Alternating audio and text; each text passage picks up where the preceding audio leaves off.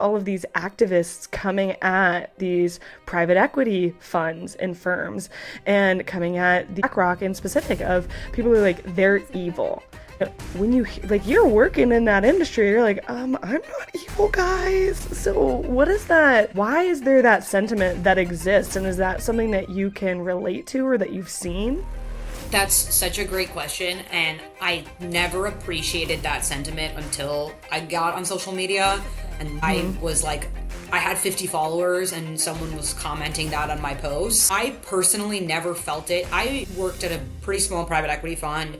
We were focused on founder-owned businesses and growth-oriented businesses. So when we bought a business, if we were having a round of layoffs, this was such a failure to us as a private equity fund. You know, like we do not see returns that way. So in like a evil technical sense, like we don't make any money that way. Like we only make money when we're helping grow this business, 30% a year instead of 20% a year, which you were doing without us. And what I appreciated a lot about my fund, and what I think successful funds has continuously done, this is not unique to where I worked, was like really setting up the company for the success and realizing that like you as a private equity investor are not an operator. And what really great private equity funds do is they help find these founders and these CEOs great operators to help them build their business. And when you're helping build the business, you're bringing people financial security, you're bringing jobs to wherever you have this business in, you're expanding industry, you're giving creative solutions, you're helping out customers, you're doing a bunch of different things. Like even when I think about, I worked on like a hospital asset tracking platform, like this will, because of the fact that now the cost of the hospital will be lower because they actually know where their 100K MRI machine is sitting and they don't have to order a new one, that gets passed along to the individual who then gets a lower bill. So there's all these great silver linings of like you are growing industry, and especially in the size that I was investing in, like we were actively competing against. From the Sarah Smiles Network, I'm Sarah Smiles, and this is the Consider the Source podcast, a show about women who build ideas, movements, and careers by questioning the status quo and challenging norms. Thank you so much for coming on. Of course, thank you for reaching out on TikTok as a person who's only been on TikTok for like a month. Like you know what? Sometimes everything. Yeah, I feel like you got to get it in before they get rid of it, You got to see what everyone's talking about. I mean, I'm an Instagram Reels girl, and I Girl, know same. that Reels is on a delay. And then I like have a few friends who are like picking up some content on TikTok and are making a lot of content, and I thought, okay, like maybe it's my time to make some content. So here we are. Yeah, no, as if you didn't have your schedule already filled with enough at work, I mean, I can't sit on my hands a lot, and we just like weren't, it was just also really nice timing that like when I started happened to be like the least busy time. And I like mentioned to this to you, like I no longer work in private equity. I still am in an M&A role. I'm just in an internal M&A role now. Yeah. And I am currently in a hotel room in a city where there's a company we're trying to buy. So, and I started this job 4 days ago. Cool. So things Perfect. don't Great. get Nothing easier, like they good just look timing. Yeah. Yeah, 100%. I love it. Yeah. I mean, I was in the realm of VC for a few years, which is like a distant cousin to M&A and PE. So yeah, I definitely didn't feel like the extreme amount of stress that you probably felt in investment banking and in your just day-to-day life. But you know what? It was fun. It was groovy. It was something different. But yeah, definitely a lot of like knowing a lot about a bunch of different things and constantly like being able to adapt and move into new environments. Yeah. You're kind of master of none in private equity in this weird way that you know a lot about businesses. Like I specifically did like software and tech enabled services. So I can tell you a lot about how digital ad agencies run, about how Azure partners do their deployments, about how like asset tracking is done for hospital equipment, but I could never join those businesses and run them. And that's where there kind of felt like there was a gap, and why switching to an M&A role at a company is pretty interesting because you're still doing M&A and the Yeah. diligence you do is very similar, but then you actually have to integrate it into a broader business and like kind of help run that business in a lot of ways. So I'm not there yet. We haven't done any acquisitions yet, but I'm sure Yeah. like the work I'm doing now feels like the same work over and over again. Like I just prepped a Yeah. diligence for one of the deals we're looking at, but I think when it comes time to like, okay, now this has to run as a part of a broader business, especially I'm not at a tech company anymore. I'm at an entertainment business. It's going to That's be fun.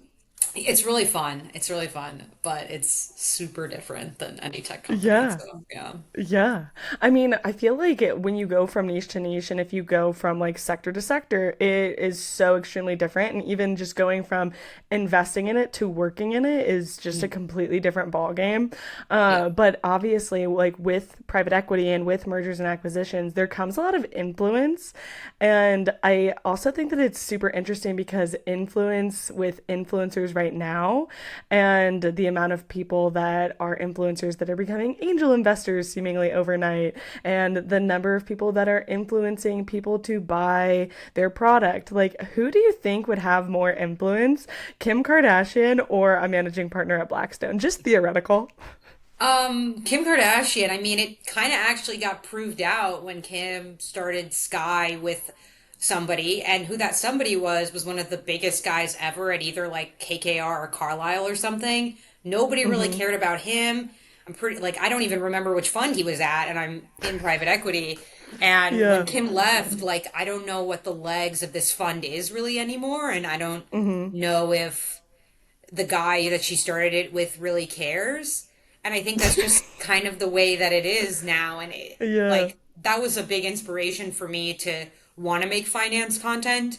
I mean, I want to make it in a funny, understandable way because there's so much like smoke and mirrors around private equity and venture Yeah. and finance and all these things.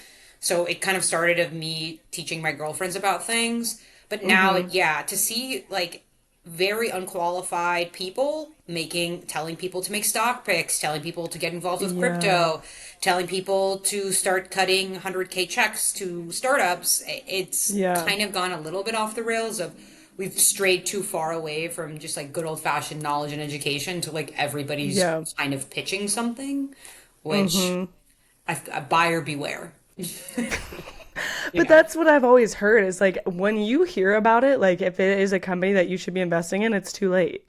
Like Yeah. if you hear about it and you're seeing it on the news or you're seeing it on like Fox or Yahoo Finance, like you are seeing it too late. Like it is not something that's going to benefit you. Yeah, that's the basics of economics actually. And like if you've taken an economics class in college, they should have taught you like the basic like cap and pricing model. And it's that all available publicly available knowledge has already been priced into assets.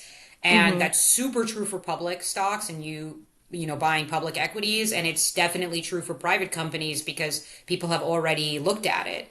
But it's just that kind of lack of understanding that like okay, I can just there's so many traders who are like, I'm just following Nancy Pelosi's trades. I'm just doing all these things. Well, Yeah. she's already done that. So that means you Yeah. need to come up with something else, or you need to do, which I don't talk about this on my TikTok. I really want to. It's just like I have such a list of things that I want to cover. I'm sure you get it. But like the real money is not for let me just make a fantastic stock pick. It's like I'm in my 20s. I have 40 years before I retire. I'm making X amount of money. How can I just put that money in the market and have it work for me? And when I blink, I can come back. Yeah. And like I haven't talked about this, but again, this is something I really want to talk to. Like if I stop working today, like I have enough money in my retirement to live on that retirement. And I'm Yeah. 26. And that isn't because I like was in high like earner positions. That was definitely a portion is because I was so like for the past 4 or 5 years I've been working, I have like watched every single cent I've ever spent to make sure that I put myself in these positions, and like I don't day trade, I don't do any crypto. I have invested in real estate but very limitedly, and I still get to retire. I can retire now if I'd like to in a lot of That'd be ways. ideal. Yeah. There's a way to do it. It's just there's so much like allure of get rich quick, but that doesn't really Yeah. exist.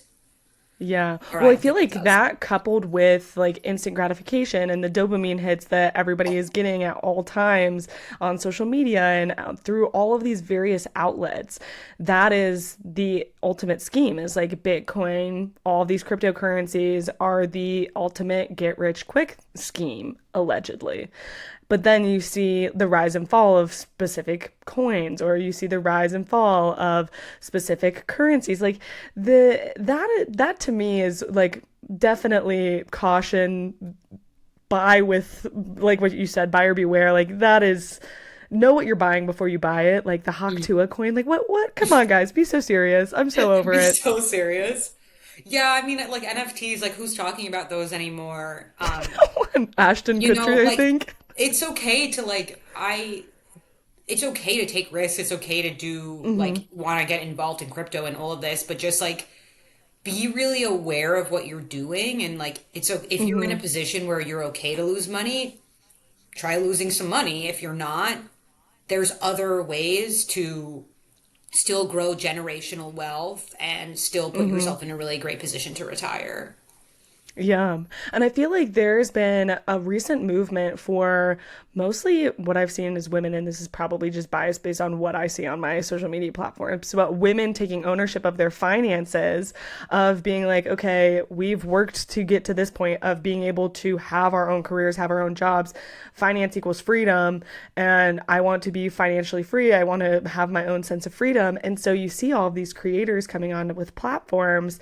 My favorite, Mrs. Dow Jones, she's an icon. She's a legend. If you don't follow her, highly recommend. I do. She's But great. She's great. she's amazing. But you see all of these people come in, and like anything, you should consider the source. And Mhm. how do you know whether someone that is giving advice is giving sound advice? Like, do you have to fact check everything they say, or how does that work? It's just like if something sounds good, too good to be true, it tends to be that way. I think when listening to finance influencers, like I like Miss Dow Jones, I like Vivi, your rich BFF. I think they're producing really fantastic content. I like more like corporate girls who are giving advice and things like that. And like I really like Wall Street Wardrobe. I think she's super sharp and she's a great way of communicating. I just think like you need to use your own best judgment here. It doesn't take a lot of like searching and verifying. It's more like if something sounds crazy, it probably is crazy. But there's like Right. two sides of it. When it comes to your money, you shouldn't be taking a lot of risks unless you can. And following influencers who are, you know, posting their Fidelity accounts every day and their Schwab accounts every day, like if you think about where they're starting from, like they didn't start posting that when they were making $60,000 a year and they had a kid to support and all of this. Like just be Right. really conscious of like where you are in your financial journey and then find a creator who kind of is with you there. And that's the same thing of like the I want to be with kind of like college kids who are trying to figure out their careers and things like that. Right. And like if you don't if I say something that sounds crazy, you should take the next step to do it. Like your only source of knowledge should never be an influencer. But it's a Could you hard imagine? yeah, but it's Set your such a sources. hard thing because like I think influencers come like the ones that I follow anyway, I think they come in with the best intentions of like, I didn't know Right. this. I don't have a source to learn this. Let me then be the source to learn this. But like, we're all Right. just kind of the blind leading the blind in a lot of ways because there's no like source of truth to any of this. It's just like, this worked for me. Right. It might not work for you. So I'm just going to talk about what worked for me and hope that it helps somebody else. Yeah. Yeah. And I feel like that ultimately is kind of the hard part about finance, which is why it's so interesting that so many people are able to make careers out of it, like specifically in private equity or in venture capital, like where you get to influence a lot of the actions that happen. Now, I feel like with venture capital, it has a little bit of a better rap than private equity does, at least right now in the current climate, because you kind of see all of these activists coming at these private equity funds and firms and coming at the like BlackRock in specific of people who are like they're evil. And when you like you're working in that industry, you're like, I'm not evil, guys. Like, please. So, what is that? Why is there that sentiment that exists, and is that something that you can relate to or that you've seen?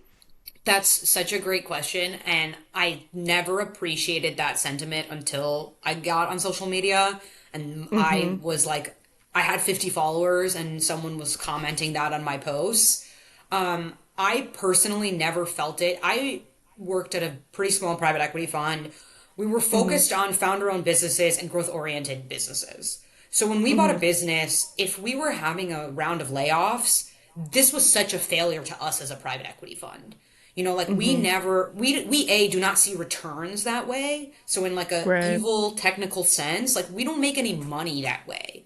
Like we Yeah. only make money when we're helping grow this business, 30% a year instead of 20% a year, which you were doing without us. And what Right. I appreciated a lot about my fund, and what I think successful funds has continuously done, this is not unique to where I worked, was like really setting up the company for the success and realizing that like you as a private equity investor are not an operator.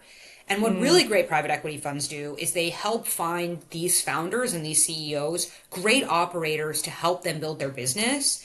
And when you're Mm-hmm. helping build the business, you're bringing people financial security, you're bringing jobs to wherever you have this business in, you're expanding industry, you're giving creative solutions, you're helping out customers, you're doing a bunch of different things.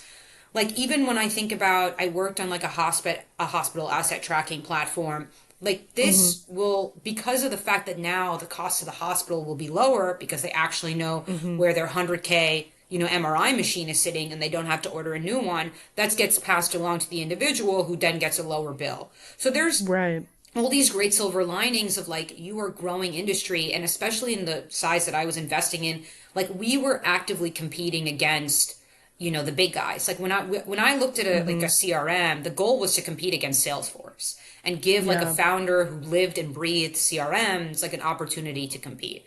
Where the Mm-hmm. evilness comes in, and I understand the bad rap of this, is Mm-hmm. private equity funds who are focused on like special situation or like kind of like reconstruction type of work. Their goal is to Mm-hmm. buy it super cheap, rip it apart, sell it for parts. Like that still Mm-hmm. exists, but that's such a small portion of private equity funds that are actually doing that.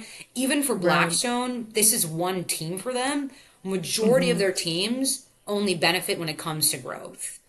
Right. So I never felt like the evilness in it. I like loved seeing a founder's face when we were able to find somebody who, worked at like a business that they were in and they found this fantastic solution. And because they found this fantastic solution, they were able to hire 20 more people or promote 10 of their people and start building like this whole new generation of people to work for.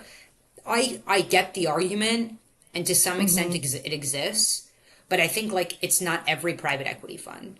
Right. Yeah. It's not the rule, it's the exception to the rule that In a exists. in a lot of ways, yeah, and it's not a morality thing. It's just like that's actually just how private equity funds make money when businesses do well. Mm-hmm. So ripping apart a business is a sad day. Like my Yeah. private equity fund has never closed the doors of a business. Like we Mm-hmm. just don't want to do that. And in the 20 some years my fund has been around, I think in maybe three riffs, not even full Mm-hmm. closeouts, just riffs to companies, and that company is now back, and all those people who got riffed are at other roles. You know. Yeah. And I feel like that is such a good way of putting it of we're actually here to help and support and continue the lifespan of these companies that were going to die out without your help. And Yeah. I feel like that's the part of the narrative that really isn't shared. And it's because it's not appealing, it's not sexy, it's not controversial, because we'd like to see big finance, like you're evil, you just want to manipulate, and it's all about capitalism. But at the end of the day, like, we are a capitalistic society. So if we can help others that are in those shoes where they want to continue their business, allowing them that opportunity to do that is still really important. It's still really important, and like if you're in certain industries you do get the opportunity to add values in a lot of ways. Like I am in an entertainment business that's private equity owned, and that was one of the reasons that was compelling to join. And like we now have this opportunity to put on way better quality shows, go off to a bigger reach, do bigger tours. You can see your favorite artists, your favorite Broadway, your favorite everything now. Where prior to that, like who knows if this business could have scaled in such a way without that help. And then I think Mm-hmm. this thing about like everybody getting like rich in finance is also this weird thing that's not true. Mm-hmm. Like, and also this like all of these barriers to entry are not as real as people think they are. I Mm-hmm. went to a super non-target school. Like I Mm-hmm. went to St. John's University, Queens, and the school has an 85% acceptance rate. Anybody can attend. Okay, Hell and anybody yeah. can go major in finance. And and I had no family members who worked in finance. My parents are immigrants, like nobody who worked in finance. I had no idea what private equity was, no idea what investment Mm-hmm. banking was. And I just kind of put the onus on me to say, okay, like what do I want to do? What are my goals in my Mm-hmm. life? Like am I acting on passion? Am I acting on financial goal? Am I acting on like talent that I have and I think I need to put into Mm-hmm. the world? And when I thought about my skill set, it always just kind of led me back here. And then once I kind of realized the avenue to put it in, like I sat on LinkedIn every single day until I got a job. Yeah. And if anybody would like to do that, I think anybody is capable of doing that. And you too Mm-hmm. can get rich in finance if that's something you'd want to Yeah. do. Just know, like, it's not glamorous. It's kind of Right. horrible. Like working 100 hours a week, Yeah, like when there's a you're reason why the paycheck is so large. Like you have nothing else to do because your life is the job. like you work 2 40-hour weeks in 1 week. Mm-hmm. You work at Mm-hmm. 80 hours, you are compensated accordingly. And if anyone wants to do it, you can do it. Like it doesn't matter like where you're from or what Yeah. school you are. Like you don't even need to be that particularly smart. You just have to really want to do it. Like that's the only Yeah. requirement to get into investment banking. And like especially now there's the emergence of all of these boutique investment banks that are like, okay, we Mm-hmm. only do 50 to 250 million dollar software focused deals and we're 10 people. You can go Mm-hmm. work there and you can make Yeah. crazy money as a 22-year-old with barely a bachelor's degree. And you can go do that. You just have to want to do that. And I think Yeah. especially now with so much content around like how do I make money? How do I figure it out? Like it's Mm-hmm. 100% the onus is now on you and it's not the smoke and mirrors. Can you do you benefit if your dad is a partner at JP Morgan? Yeah. But why don't you become the dad at JP Morgan? Like you Yeah. can become the dad. You can become the partner. You can totally do these things and you don't need to come from like you don't need to come from like an Ivy League school to do it anymore. Mm-hmm. Yeah, no, I remember I was on a trip with one of my friends from college, and his whole family was Ivy League graduates. And they were like talking to me about what my plans were after college and if I wanted to go to grad school. And I was like, oh, maybe if I go to grad school, I'd do it part time, like while I continue my engineering work. And his dad looks at me and he's like, well, why would you keep going to school? Like, the point of business school is to network. And I'm like, well, who's funding that then? Because what are you talking about? I But know yeah, that and then was a huge barrier for me with an MBA. I mean, I yeah. think that for me particularly, MBA is such a hot topic of like it's worth it or not, and every Hmm. private equity associate goes through the mental exercise of deciding, and I ultimately decided it wasn't for me, and I mean, maybe that Hmm. changes in 2 years or something like that, but for Yeah. right now, it's not for me. But it's wildly expensive, and the Hmm. prep. The upfront cost to even get in of GMAT prep and tutors and Yeah. application is so high that portion of I do think that portion of finance and academia is still very clouded in privilege and you just having to be in like Hmm. a really opportune position. Yeah, because it is wild. I'm like, I will never be at a point in my life where I can just afford to shell out $50,000 at least At a least. year and not have any income coming in, you know? Like, Yeah. Shawty's gotta be working. I I think if you're really clear about what you want to do after, and you know Mm-hmm. that, like, I'm going to get my MBA because I want to get into investment banking and I want to make the Mm-hmm. starting salary for an investment banking associate MBA, which I think at this point is like 175 plus like 100K bonus or something like that. Which, like, that is not that crazy anymore. No offense. And Which, you're okay, living in New York. I sound so pompous saying that, but like working in tech, like you can go to like a boot camp, like a coding boot camp for like fucking $1,000 or Oh something, my God. and be a entry level engineer at a software company and be making that. Like, Yeah. I the wonder if opportunities are endless. Endless. I wonder if Capital One still does that, but they had a boot camp where they paid you for 1 year to Mm-hmm. learn how to become an engineer. And Mm, the only requirement is that you had a bachelor's degree and a non-technical skill. So I know someone who did this program who got an art history degree. She did okay. it for 1 year. They paid her full software engineering salary. The contingency Mm-hmm. was she had to work at Capital One as an engineer for I think 2 years following that. You know, Okay. what a boondoggle, like what an Yeah. opportunity. But you did she have a particular passion for being a software engineer at a bank? No, dude, she wanted a check. And you too can get it. Like if that's what you want, it's Yeah. available to you. And like you Yeah. don't like the days of spending 200K at Harvard feels like we get farther and farther from that, which I think is really Mm-hmm. exciting. And I think that's how you build equity in these types of companies. Right. That's how you let people from different backgrounds really enter into something that's been predominantly male and predominantly white throughout its entire history. And I think Mm-hmm. like it's kind of like DEI has become kind of like this meme at this point. But when we think about like all of these things that have like the barriers have lowered to come into these things, it's come like more and more people are doing it. It becomes less of a novelty that a woman is in the room or a person of color in the room. It's Right. more like this is just how it is, and we can keep going like this. And like there's so many industries that are getting better and better at this because the barriers to entry have just become lower. Yeah.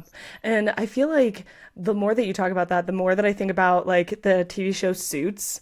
I don't know if you ever watch it. You remind me so much of Rachel Zane for some reason. People But say I look like anyway, Meghan Markle. you do. You do. And I hope that you take that as a compliment and it's I not in like an insidious way where it's actually and Megan, Duchess of whatever, Sussex, whatever that. I've gotten that in my real life, and then I got it a few times on TikTok, and I go, okay, I can confidently say that I look like her. I think she's very pretty, so I totally Yeah, accept that she's gorgeous. compliment. Yeah, no, gorgeous. So yeah, no, 100%. But I was watching Suits with my boyfriend, and he was like, "This is not realistic. Like, this is too diversified to be a real like investment firm Yeah. or what is it, a law office." He was like, "This is too diversified. I'm not buying into this." And so we Googled it, and it was actually kind of impressive at like how diversified each one of these fields has become in the last like 5, 6, 7 years. It's so recent history. I think the stats now Mm-hmm. are for law school, they're all 50-50 enrollment. And there was a point that the editor in chief of Law Review for every Ivy League was a woman. And Wow. we're getting so much better because like it is becoming more possible. You know, my sister is general counsel at a hedge fund and her Mm-hmm. she has two bosses and one is a woman and she's Wow. fantastic and like she's walking around the floor every day at that hedge fund and seeing more and more female traders. There's Mm-hmm. opportunity. I think we're not as close as we need to be, but I think if I credit something to why it's become more possible, it's just because like there is more openness and opportunity and the Mm-hmm. cost of buy-in has become way more reasonable. Like if I can go to a a very easy to get in university because I Yeah. had okay grades in high school. I didn't really know what I wanted to do. To then land at an investment bank, I think Mm-hmm. it's very doable for a lot of people. Yeah. Well, on that same vein, so that brings me to a question that you might not know the answer to, but I'm going to ask it anyways. So, when you say about like the buy-in being low, I think about the wage gap between men and women. And you have a similar degree or the exact same degree that a man has. However, said company can probably hire you for 15% less or whatever the actual gap is. I don't know what it is off the top of my head, but whatever that gap is different. So, technically, they get a discount with work working with you. Do you feel that way, or is that something that you have seen, or is it like pretty much standard across like your industry for every entry level position to start at the same salary? I've never seen salary discrepancies amongst anyone. Really? When you're in an investment bank, and then people can correct me if they've seen differently. I Mm-hmm. personally haven't. When you enter Mm-hmm. into an investment banking analyst program, it is a 2-year program. They set you on a salary. When we Mm-hmm. got like at one point during my time in banking, they like upped the raise. We all got the same call. I think Mm-hmm. like this where it comes in, if it does come in, I saw things, I just like didn't think about it and I let my Mm-hmm. work stand on its own. But there's only so far that that'll get you, unfortunately. Right. And I think like the women who have been successful long term are the ones who kind of understand that like your work cannot stand alone. It has to be you too. And then I Mm-hmm. thought, okay, well, that's not really fair. I should just get to do great work. But the thing is, men aren't doing that. Men aren't just Right. doing great work and then They're expecting to get advocating on it. promoted. They're 24/7 advocating for themselves. Mm-hmm. So I think as long as you are doing that great work and you are advocating for yourself, you can be in that same position. I think there's Yeah. obviously a small percentage of old school bankers and stuff who have poor opinions and 30-year-old wives or whatever the fuck that they have. And like that is always going to exist to some extent. Right. But I think you can be really strategic and I think you can identify that really fast about a firm Mm-hmm. and then like move quickly. And then I think Mm-hmm. when you go, like, if you're looking at Blackstone and you're looking at KKR and you're wanting to be an associate there after banking, they don't have as much as a diversity problem because all Mm-hmm. the best in class, Goldman bankers are going to KKR after, and Mm-hmm. Goldman analyst class for the past, like, since COVID has been really 50-50 women. So you Mm-hmm. have this opportunity. I think, like, where it really comes to call is when it's family planning time, actually. That's Yeah. when you really start. And, like, if you see all the stats about women gaps, and the stats are a little fudged because they include blue collar and white collar. And I think, like, white collar, this pay gap between men and women doesn't exist as much as it does with blue Mm-hmm. collar workers, unfortunately. But I think Right. where you actually do see, you can actually, like, a statistically significant gap will be after kids. I Yeah. am family. I haven't had to navigate that. I have female Mm-hmm. mentors who have, and there's ways to do it, but Mm-hmm. it's very challenging. And I think that's when you need to just take advocacy for yourself for the next level and you Yeah. just be really conscious of the firm that you're working for. Right. Yeah, because that is ultimately what has driven women to stay single. And I want to say celibate, but they're not Oh, yeah. celibate. They're just not having children. So we're Yeah. staying single, we're not I don't having even feel kids. like the men want that. Like nobody wants children. I mean, like Nobody wants children. I'm was living in San Francisco. I'm back to New York City. I grew up in New Hmm. York. Like getting married before 30 is strange in New York City. It's just not really like a Hmm. thing. And it's because the men don't want it and the women don't want it. And I think Hmm. we've all kind of agreed that there's way better ways to use our time. I don't know if that's the right answer or not, but both genders have looked at each other and go, we can wait a little longer. Yeah, we can put this off. The lifespan is getting longer. We're living longer. We Science don't is we don't need good. this yet. Yeah, yeah, we just don't need this yet. No, I Yeah. totally see that. And I myself, I'm like, I grew up in Ohio, and so I see a lot of people from Ohio, they're already married. All my best friends from high school, they're all married. I'm the weird one that's like, oh, well, Sarah's gonna be a spinster. She's gonna be alone for life. Like, shit, maybe, probably. I don't know. You're busy. But Like yeah, yeah, you're we will see. you're busy. That's the thing. You're busy. I don't know if you're maybe all your friends are busy, but you're busy. They were busy doing something, I'll tell you that. But so obviously, like, no one just thinks of as a little kid of getting into private equity. At least I didn't, because I was a normal kid growing up and I enjoyed my childhood. But shit, maybe the people that grew up with parents in private equity, they might have had that thought. So at what point were you like, that is really what I want to do? I want to go into IB and then I want to go into PE and then maybe M&A from there. Like, Mhm. that's a lot of acronyms. What is up with finance and acronyms, by the We way? love Like, them. I mean, we love to act like our jobs is black magic when it's really not that much black magic. Um, it really kind of is, though. For me, it happened really organically, which is Mm-hmm. not the norm at all. I have immigrant parents, and the classic immigrant parent thing is there's only three acceptable jobs: doctor, lawyer, and engineer, I guess, slash person in finance. And I Yeah. kind of and I didn't have any like artistic talent. Like I Mm-hmm. played piano as a kid and I wasn't great, and I did track and field when I was a kid and I wasn't great. Like I just Yeah. wasn't like I had no like I didn't give up any passion for this. I didn't give up Mm-hmm. anything. I mean, I knew that I liked numbers and I liked math, and I knew Mm-hmm. that, I thought tech was cool enough, and I thought businesses were cool enough, and I was Mm-hmm. watching like Shark Tank as a kid, and I thought that's Yeah. neat and it would be nice to help. Like I don't have any ideas, but I felt Mm-hmm. even then that I could identify an idea. So when I Yeah. went to college, I did what I think everybody should do if they don't know what they want to do in life, which is major in accounting. Because accounting is a Okay. fantastic career, and the retirement plans for Big Four partners are the best retirement plans, better than teachers and cops. Like, it's the craziest thing, and it's a conversation for another day. So I went into accounting thinking this is a good default. I've hit enough requirements. Mm-hmm. I got an offer from an accounting firm to do M&A due diligence, which is essentially like Mm-hmm. support for investment bankers doing an acquisition. You do like extra accounting work, basically validating all the data the investment bankers received or the acquiring party has, depends on the side that you're Mm-hmm. sitting on.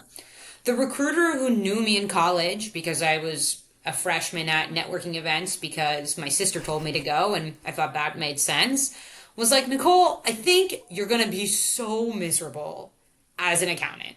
You need to find something Okay. else to do. And I Mm-hmm. think investment banking would be a nice fit for you. And I said to her, what Mm-hmm. is investment banking? There was Valid one question. kid at my college who managed to land like a Goldman internship. I remember this. He was a big deal for landing this Goldman internship. And he did an LBO, a leverage buyout walkthrough, which is what is the Mm-hmm. basis of private equity and how we buy businesses. And it was the most confusing thing I ever seen. And at that point, I Mm-hmm. had taken high level calculus courses, I had taken Python and C++ coding courses, and this LBO was the most complex thing I could ever wrap my head around. Mm-hmm. And I thought, I am not smart enough to get into investment banking at all. There's no way I can do this. The recruiter said, Mm-hmm. like, talk to this accounting firm happened to have an investment bank connected to them, like an M&A advisory. Would you be interested in speaking to some of the bankers there? I spoke to them and I was very upfront. I said, "Listen, I don't get what this is. I don't get how I'm smart enough to do it. I don't know Mm-hmm. anything." And they did such a great job of demystifying it all for me Mm-hmm. and made it really simple about what it is. You meet a business, you try to sell the business, you're basically a glorified marketer, and you're trying to sell the Mm-hmm. business to either a private equity fund who wants to buy them and sell them again later, or you're selling it Mm-hmm. to a strategic, a company who wants to put in their broader business. I thought, Mm-hmm. okay, well, that makes sense to me, and I can probably learn to do an LBO. I Mm-hmm. ended up interviewing for their investment bank. Again, unclear what I wanted to do. In fact, that I was even signed up to do a master's degree in applied computational math because I was so unclear about what I wanted to do. And I did Yeah. that. And there was one guy there, he's still my mentor. And they were Mm-hmm. not super, I now know this, they were not super excited about hiring me because they thought that I would never join because I was doing this Why? master's. Because I was doing this master's and I had historically shown no interest in. I They're like, this did girl's got too much going on. I did an internship at a fintech company and I did an internship in Okay. data analytics at a bank. So they're like, she's Okay. a technician. She's like never gonna sign up to be a banker. She's gonna be Mm-hmm. bored. Because there's a lot Yeah. of admin and stuff related to banking. He and me just vibed in the interview and he goes, give her a Mm-hmm. shot. She's clearly smart. Like, let her kind of Yeah. just do this and figure it out. I did the internship and it was a COVID internship. It was super limited, but I thought this is cool.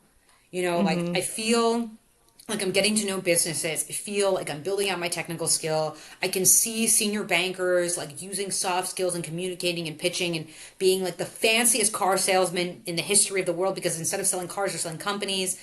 And I thought, Right. and then I found out how much money you make, to be honest. I found out how Yeah. much money I can make, and I don't have to go to grad school. And all I need to Yeah. do is like, and I don't need to be particularly technical, and I don't need to be Mm-hmm. particularly smart. The only requirement was I had to want to be there, and I had to work Yeah. hard. And I thought I could do that, and I signed up, And then after that, it was kind of just like a natural progression of I was a Mm-hmm. lowly investment banking analyst, and you kind of just go into private equity because banking is too complex and private equity is the same hours, but you at least get to control your hours. Yeah. So, honestly, like the entire part of that story that's so mind-boggling to me is the fact that you're like, yeah, I guess I'm not smart enough to do that. And then here you are, like, and easy breezy, like, everything makes sense, everything's clicking, I'm able to progress and work through where I want to see my career growth. Like, it's just so amazing to see that. So my question is once you got your degree and once you started working your first job, what was that feeling like? Because I remember for me, I had always wanted to work in Boston as a mechanical engineer. As soon as I got there, I was like, okay, and why did I do this? Like, what was the point? I never had a why am I doing this? What was the point Mm-hmm. thing. I first I had a chip on my shoulder coming into investment banking. I was I joined with kids who went to Columbia and went to Harvard, and Mm, I really had such an ego problem. I'm not smart enough. I don't want to say ego problem, more like the imposter syndrome of like, I'm not smart right. enough. I'm not supposed to be here. I don't actually know what an LBO is, and it's too late to ask. And like, there was so Yeah. much like, I couldn't like get over myself. And I think like Mm-hmm. that was the mistake. Like I ended up lateraling banks because I moved to Rothschild, I moved to a larger bank. And Mm-hmm. I think like the mistake I made at my first one is like I let myself stand in my way too much. And when Mm-hmm. I lateral banks, that same mentor who, got me my first job in the first place, he said, you need to get over yourself. Like, you need to stop. I hope at this Mm-hmm. point you realize that nobody in investment banking is a genius. Like, Yeah. nobody's an engineer, nobody's a genius. Like, you are capable if you want to be capable. And that was a really Mm-hmm. like life-changing piece of advice for me. That like it didn't Mm-hmm. matter anymore. I had done the hard thing. I had gotten Right. in, and now it was just about me like getting out of my own way and being Mm-hmm. there. And I first saw Yeah. that of like how easy it was for me to lateral banks. Like I had interviewed at three places and I'd gotten two offers, and that was completely not the case coming out of undergrad. It was more like Right. in undergrad I maybe interviewed at 80 places and got one offer. Mm-hmm. So once like I gave myself that ability to say like you're supposed to be here, you don't need to be a Mm-hmm. genius, you just need to want to be here, it felt Mm-hmm. like I was doing the right thing. I think Yeah. where there was a little bit of like what the fuck am I doing was Mm-hmm. more around like the the way I was treating myself in between. Like the way that Okay. I Yeah. couldn't unplug and I couldn't let things go. And like let's say I had a bad day, like it would be a bad day for everybody in my life if I had a bad day. Mm, And my best friend who's getting married in 2 weeks, like she came to me and she goes, it can't be like this with us anymore. Like yeah. your whole personality cannot be work. And there's so many people in finance who are like that. I mean, I know it when I went on dates with guys who are in investment banking and all they wanted to do was talk about investment banking. And I was Mm-hmm. in it, I didn't want to talk about it. That like so like Hey once guys, I'm I'm like actually clocked out. the day is done. We're at drinks, like we're at some rooftop in Manhattan having a freaking martini. Like let's just have the martini. And I think like once I like A got over my chip and then I B Mm-hmm. gave myself permission to say like I am more than just some job. That's when it Mm-hmm. started feeling like I knew what I was doing and I was getting momentum. And then Mm-hmm. once I switched to private equity and I was getting like a lot of positive feedback, because like in banking, you don't get any feedback. It's just kind of like you're Mm-hmm. doing this work and you've sent it and the deal is done and you move to the next thing. And like maybe Mm-hmm. somebody's working for a really nice person who's giving them a lot of critique and a lot of this. It wasn't like that for me. It was just do my job and move to the next thing. In Mm-hmm. private equity, it's way more of a mentorship model, especially if you're at a small fund like mine. And I was getting positive feedback. I was getting negative feedback. I was getting things like really actionable things I could do every day. And I saw Yeah. myself getting better. I thought, okay, like this feels like a nice place to be, and I want to keep chasing this feeling in my career. And I feel like that was a big motivator to move to this next role, other than Mm-hmm. personally wanting to move back to New York. Um, was feeling like my boss understood that is like something I needed in my career. Yeah. It's like a I mean, I million feel thoughts in like one sentence. no, it's great. And I feel like there's so many things to unpack with that. But first, starting with, so with the chip on your shoulder, how did that look to manifest? So obviously, like if you feel like you're an imposter, you're going to try and prove yourself. But in what ways did that really present itself? It it weirdly didn't present itself in trying to prove like overly do it. It kind of just felt Okay. like I had to just give up on things. Like if something Really? got super complex and super difficult, I go, I'm not a very bright person. I'm not supposed to know how to do this. It doesn't Okay. matter. And I would Okay. like lean on an associate maybe more than I should have, or I'd lean on a VP maybe more than I should have to do something. And I only even kind of noticed I did that when I had my first performance review. And I was like, it's clear when Nicole likes something. Because when Nicole likes it, she does an incredible job and she's 100% focused and she's following up and she's organized and she's everything.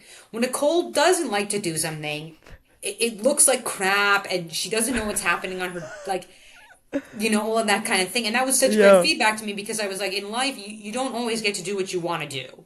Right. And getting to do the hard stuff is where you like actually improve because I like to do things because they're easy, right? Like we like to do Yeah. things because they're easy, but Well, things became sometimes easy. things are easy because you like to do them. Yeah, and then but hard things can become easy things and we can like those easy things now. So it weirdly manifested in this kind of like I am just a failure, I should be a failure mentality. And I like it was crazy how like as much there's so much like memes about finance people, like how intuitive a lot of finance people are, and like the Yeah. fact that 6 months into a job like multiple people had identified this about me, and maybe they didn't identify it that it was specifically because of the fact that I didn't go to an Ivy League school or didn't come from a traditional background or anything, but they could tell how it was manifesting like even before I could. Yeah, Yeah. that's so interesting. And I love when people in finance use the word like manifesting or like intuition because to me, in my brain, I have just learned of this word called woo woo, which I don't know if you know what that Um, is. Didn't think you would. It's a very much so like a Colorado term for like spiritual people, of like people that do tarot and people that like carry around crystals. It's woo woo. mhm. So for me to hear, like, I just got off a different podcast with another girl who was very much so quote unquote woo woo, and then for you to say intuition, and I'm like, girl, they're so different. They're so different. But yes, 100%. And I love that. I feel like I also, when I first start jobs, I do the same thing. I'm like, I'm not really sure what I'm supposed to be doing, so I'm gonna personality hire my way around here and Mhm. see like who knows what, who do I need to go to for information. But there's also a lot of skill in that. There's a lot Mhm. of skill of accepting what you don't know and accepting what you're not good at and finding other people that know the answers. There's a skill in that. So I feel like if there's anything to have a chip on your shoulder about of being like, I can't do this, like then you sure as shit can talk to people because not a lot of people can. Yeah. That's the one thing I think I do give myself like credit for, and I don't know if it's because my sister forced me to go to networking events when I was 18 to start learning to talk to people, or because when I was in high school I did science research, and when you present in science research they mark every time you pause too much or you say I don't know Mm, specifically like how I learned to really socialize with people, but that part yeah, always came very naturally. And I thought, okay, yeah. if I can kind of win over people, people will teach me. And my mentor, even though he will never admit this about us, I know that's why he liked me so much and like why he was able to like sit down and like kind of catch me up because I did show up to my internship pretty behind because I was not prepping, I was not studying, I was not in some investment banking program in my college that like I think it just took like me being a little bit likable and him seeing a Yeah. willingness to kind of get there. And Yeah. that's like the one thing I want to like remind investment banking analysts. Like, end of the day, anything in finance is a social job. Actually, like to take even a farther step back, every job is a social job. I don't care if Yes. you are a scientist, you are an engineer. I mean, you can attest to this much better than me. It doesn't matter how good you are. You need to be sociable. You need to be able to network and advocate for yourself. I even saw it the other day where someone who was on, at my new company and she's a welder.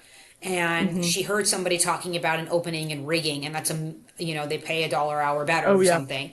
And she was so fast to go, I have a rigging cert. I'd love to be considered. We are 3 days into the job. And she was so fast to do that. Not a technical person at all. Doesn't have Yeah. a bachelor's degree. She's only has trade degrees. Yeah. And she still knew the importance of self-advocacy and the importance of networking.